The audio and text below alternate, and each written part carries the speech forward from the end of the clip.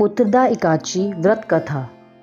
भगवान श्री कृष्ण ने युधिष्ठिर से कहा, राजन, पौष के शुक्ल पक्ष की जो एकादशी है उसे बतलाता हूँ, सुनो।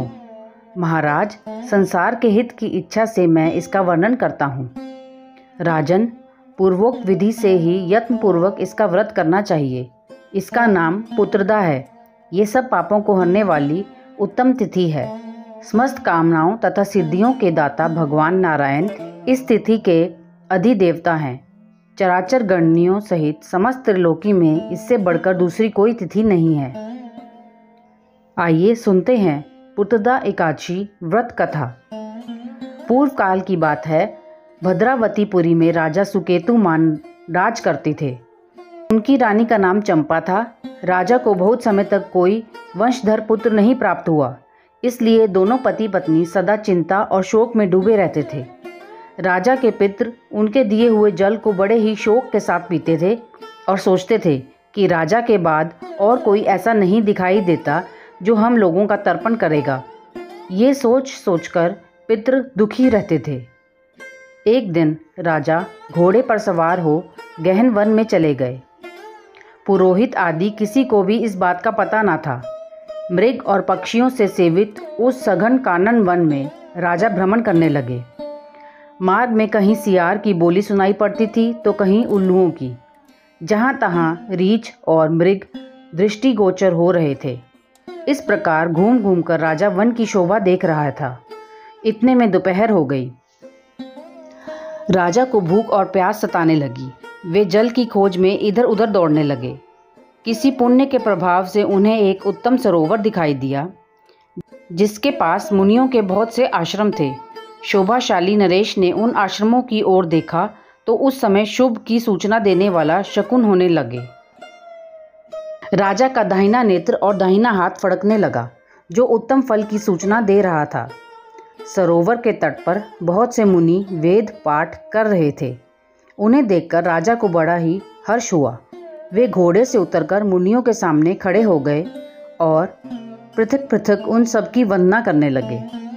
ये मुनि उत्तम व्रत का पालन करने वाले थे। तब राजा ने हाथ जोड़कर बारंबार दंडवत किया। मुनि बोले, राजन, हम लोग तुम पर प्रसन्न हैं। राजा बोले, आप लोग कौन हैं? आपके नाम क्या हैं तथा आप लोग किस लिए यहाँ एकत्रित हुए हैं? ये सब सच सच बताएं। मुनि बोले, हे राजन, हम लोग विश्वदेव हैं। यहाँ स्नान के लिए आए हैं। माघ निकट आया है। आज से 5वें दिन माघ का स्नान आरंभ हो जाएगा। आज ही पुत्रदा नामक एकादशी है, जो व्रत करने वाले मनुष्यों को पुत्र देती है। राजा ने कहा, हे विश्वदेवगण, यदि आप लोग प्रसन्न हैं तो मुझे पुत्र दीजिए। मुनि बोले, राजन, आज के ही दिन पुत्रदा नाम की एकादशी है। इसका व्रत बहुत विख्यात है। तुम आज इस उत्तम व्रत का पालन करो। महाराज, भगवान केशव के प्रसाद से तुम्हें अवश्य पुत्र प्राप्त होगा। इस प्रकार उन मुनियों के कहने से राजा ने उत्तम व्रत का पालन किया। महर्षियों के उपदेश के अनुसार विधि पूर्वक पुत्रदा एकादशी का अनुष्ठान किया।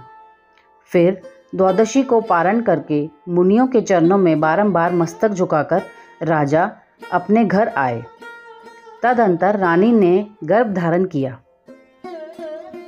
प्रसव काल आने पर पुण्यकर्मा राजा को तेजस्वी पुत्र प्राप्त हुआ, जिसने अपने गुणों से पिता को संतुष्ट कर दिया। वे प्रजाओं का पालक हुआ। इसलिए राजन, पुत्रदा का उत्तम व्रत ही अवश्य करना चाहिए। मैंने लोगों के हित के लिए तुम्हारे सामने इसका वर्णन किया है। जो मनुष्य एकाग्रचित होकर पुत्रदा का व्रत करते हैं, वे इस लोक में पुत्र पाकर मृत्यु के पश्चात स्वर्गगामी होते हैं। इस महात्म को पढ़ने और सुनने से अग्निष्टोम यज्ञ का फल मिलता है।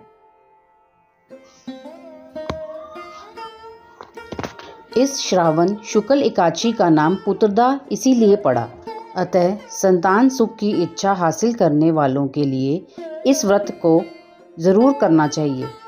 इसके महात्म को सुनने से मनुष्य सब पापों से मुक्त हो जाता है और इस लोक में संतान सुख भोगकर परलोक में स्वर्ग को प्राप्त होता है।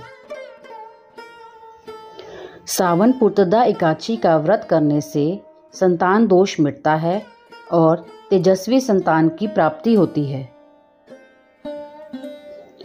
जो भी इस व्रत को पूरे विधि विधान से करता है उसके सभी पाप मिट जाते हैं और अंत में मोक्ष की प्राप्ति होती है। संतानहीन लोगों को संतान सुख मिलता है। धन्यवाद। ओम नमो भगवते वासुदेवाय।